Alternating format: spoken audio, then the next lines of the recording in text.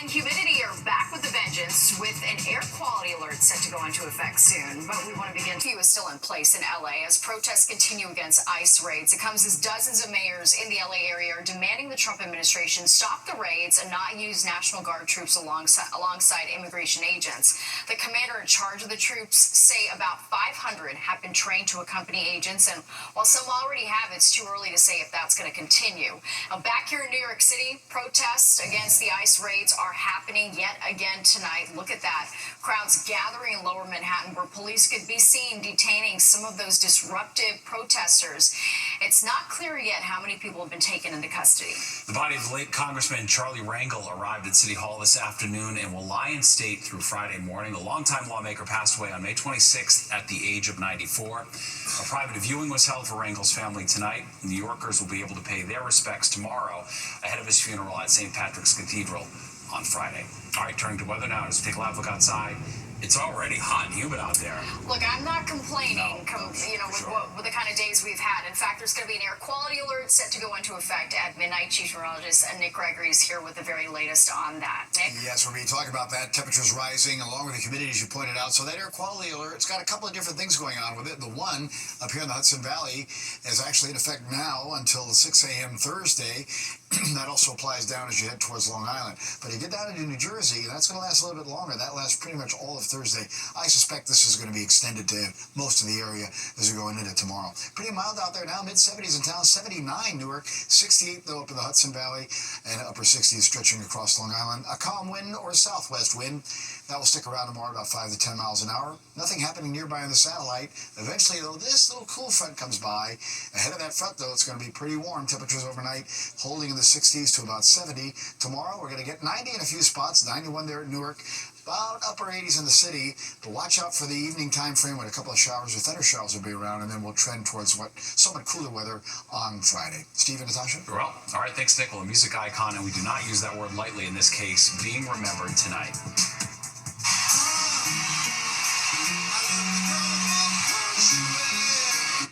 We're taking a look back at the life of Brian Wilson, the Beach Boy, who provided the soundtrack of our lives and brought Southern California vibes to the masses. And in a Fox 5 consumer alert, why you may want to resist the urge to unsubscribe to spam emails. You're watching the 10 o'clock news. Well, his music provided the background sounds for so many generations. That's right. Tonight, the world is mourning the death of Brian Wilson, a founding member of the Beach Boys.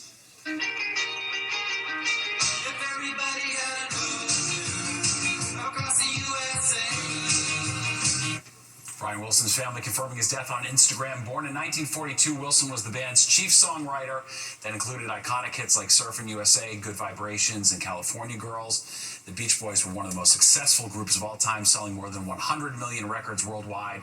They were inducted into the Rock and Roll Hall of Fame in 1988.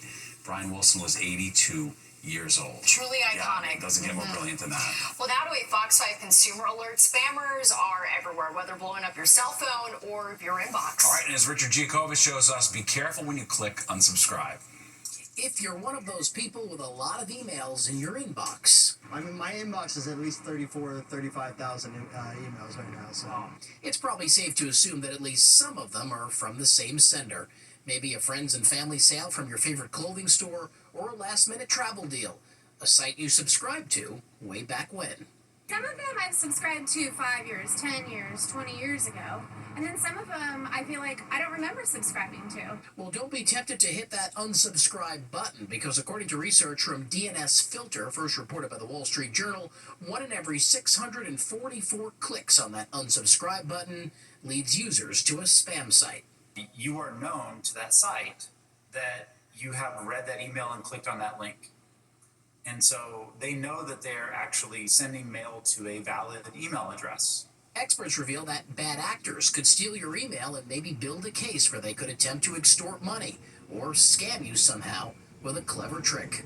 It may be trying to act like it's redirecting you to sign in on another site when it's not really, or doing other things like that. You do have to be a bit careful about it. And that is making most New Yorkers rethink how to deal with emails taking over their inbox. It does freak me out. Yes. I mean, there's so many scammers out there. You gotta look out. Experts saying there is another way to get rid of those really annoying repetitive emails, and you don't have to hit the unsubscribe button. You're better off just deleting it, marking it as spam, and hope that that email never returns to your inbox. And by the way, the next time you're being asked to subscribe to something, maybe be a little bit more picky before you do it. We're on the Upper West Side. Richard Giacobus, Fox 5 News. They just won't go away. I know, it's like Yeah, it's the war we can't unrelentless. win. Yeah. Well, New Yorkers know it all too well. The rent is too high. All right, but as of today, a new bill will make it illegal for landlords to charge broker fees to renters when the broker is hired by the landlord. Supporters of the bill say it will improve transparency around fees. Brokers argue that the new law threatens their livelihood by affecting their commissions. The average upfront rental cost was nearly $13,000. Now it's expected to drop by more than 40%, saving renters some $5,000 on average.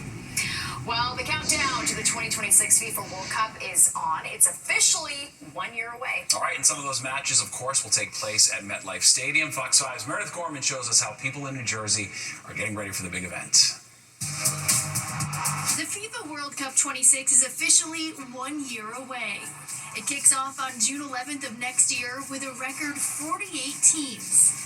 And with the countdown on, a FIFA fan festival was unveiled on Wednesday at Liberty State Park in Jersey City. Framed by the Manhattan skyline, Ellis Island, and the Statue of Liberty, this iconic site will serve as the central gathering place for fans from across the world. This will be the largest and most visible fan experience of the entire tournament. The Fan Fest in Jersey City will be open for all 104 games of next year's World Cup.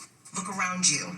In just a year, this very plaza will be buzzing with the cheers of thousands. In New York City, we are also working very hard to make sure that we bring the joy and excitement of this experience to every borough in the city. This will be the official Fan Fest. I think the Live Nation folks have said to me that capacity is up to 45,000 fans here. We'll have Fan Fest, by the way, on both sides of the Hudson. This 39-day-long celebratory fan fest is expected to host tens of thousands of people every day from around the world. It will feature an entertainment lineup, global food and culture, sponsor integrations, and much more so that fans can experience the best that football has to offer. More fan zones around the region are expected to be announced soon, but in the meantime, fans are excited for the upcoming World Cup and came out to enjoy the 1 year out kickoff event held at the park. I'm super excited because I'm a soccer fan, football, I can't wait for it, man. FIFA has put together a wonderful event for all these high school kids and middle school kids in the area, and I think 2026 is going to be a great year. Meredith Gorman, Fox 5 News. All right, and be sure to tune in to our Fox 5 special Countdown to the Cup 2026. That's coming up next at 10:30. And Nick is back with your full forecast, and Lisa Evers is going to take a deep dive into the Diddy trial. Yeah, here's what she's working on this week on location for Street Soldiers. Spreading joy through music, that's what Sing for Hope Pianos aim to do. It's a nonprofit that was started after the 9/11 attacks, and right now 15 artist-designed pianos are on display throughout the city, including this one in Tompkins Square Park. It runs through the end of the month. Very nice. Yeah, indeed. Love that. All right, that does it for us tonight. A Fox 5 special countdown to the World Cup is next. Have a great night. We'll see you tomorrow. The Countdown.